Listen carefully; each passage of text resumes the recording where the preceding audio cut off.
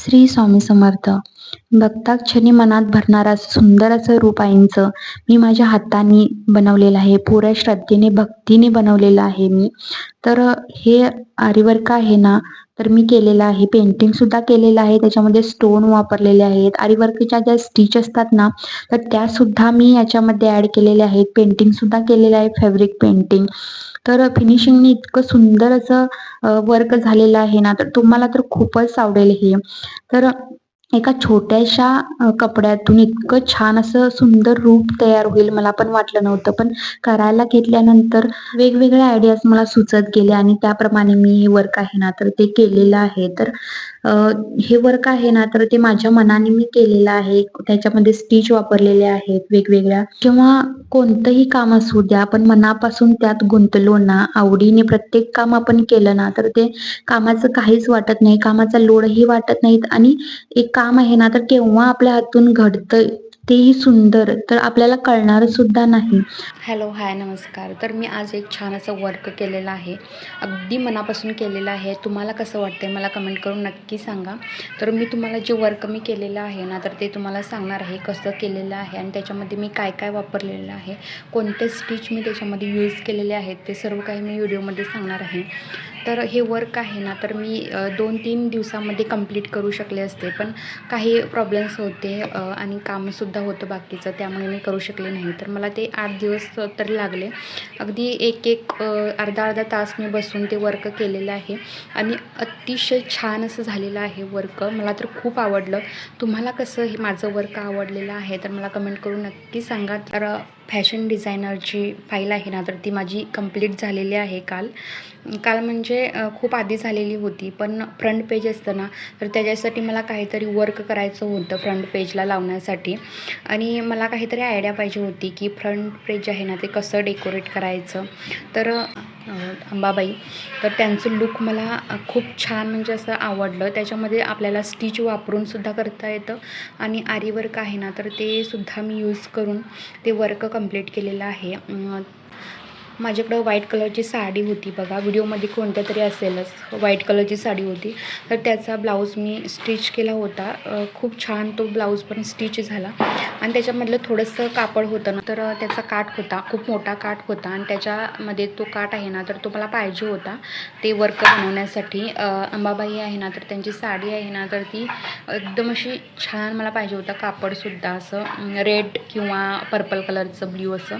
तर मला माझ्याकडं रेड कलरचा जो काठ होता ना, तर तो मला भेटला त्या साडीतून. मी ठेवला होता जपून आणि तुमच्याकडं सुद्धा तो काठ असेल ना, तर तुम्ही जपून ठेवा. टेलरिंग वगैरे लेडीज असतात ना, तर त्यांच्याकडे खूप सारे कपडे असे येतात बघा, ते कट करून झाल्यानंतर तो काठ आहे ना, तर तुम्ही ठेवा. अशा पद्धतीने तुम्ही असं डेकोरेशन करून इथं अंबाबाईचं लुक म्हणा, आणखीन खूप साऱ्या गोष्टी आहेत त्याच्यापासून आपण वापरून करू शकतो. खूप छान छान बनवू शकतो त्याच्यापासून. तर तुम्ही ते ठेवा आणि अशा पद्धतीने त्याचा यूज करा चांगल्या पद्धतीनं. तर मी ते घेतलं कापड आणि त्याच्या ज्या प्लेट्स आहेत ना, तर त्यासुद्धा अगदी छान प्रकारे बसलेल्या आहेत. हे जे वर्क आहे ना, याच्यामधलं थोडंसं वर्क राहिलेलं आहे करायचं. हे पूर्ण कंप्लीट झालेलं आहे. फक्त इथं जे ब्लॅक कलर मी दिलेला आहे ना, तर याच्यामध्ये मला थोडासा येल्लो आणि याच्यामध्ये येल्लो आणि ऑरेंज कलर आहे ना, तर तो मिक्स करून इथं मला द्यायचा आहे.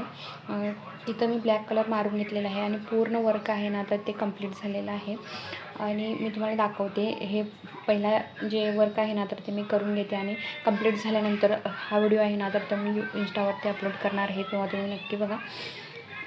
तर ही नथ आहे ना, तर ती नथसुद्धा मी काही असं गिजबीज असं वगैरे काहीच केलं नाही, बाकी अगदी टापटीप पद्धतीने. तर मुखवटा जो आहे ना अंबाबाईंचा, तर तोसुद्धा मी अगदी छान प्रकारे केलेला आहे आणि मला तर खूप म्हणजे खूप आवडलं वर्क. हा व्हिडिओ इथं जो येल्लो कलर असतो ना, तर तो मी पहिल्यांदा मारून घेत आहे. इथं खूप छान दिसतं ते, एकदम असं नॅचरल पद्धतीनं केल्यासारखं वाटेल आपल्याला, म्हणून मी पहिल्यांदा येल्लो कलर मारून घेते. त्याच्यानंतर आपल्याला लागणार आहे ऑरेंज कलर.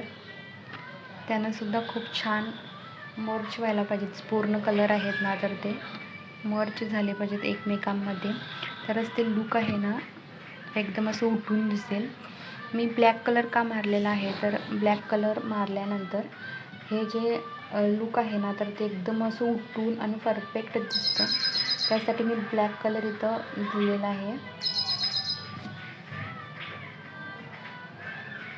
हे वर्क आहे ना तर ते करताना ना मला खूप छान वाटलं, खूप. आणि कंप्लीट झाल्यानंतर तर खूप इतकं भारी वाटलं ना हे लूक बघायला, खूपच छान. आणि असं आता मी इथं ऑरेंज कलर घेतलेला आहे. मी याच्या साईडने मी ऑरेंज कलर देणार आहे.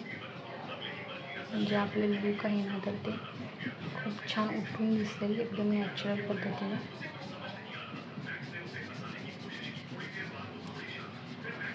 खूप छान वर्क झालेलं आहे. आणि जे साहित्य मला मटेरियल होतं ना तर ते मी घरच्या घरीच माझं होतं, उरलेलं होतं.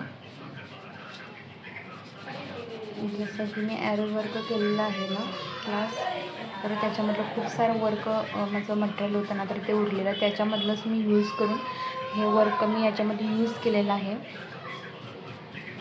बाहेरचं काही मी विकत घेतलेलं नाही. जे काही घरचं साहित्य होतं मटेरियल त्याच्यातूनच मी हे बनवलेलं आहे वर्क.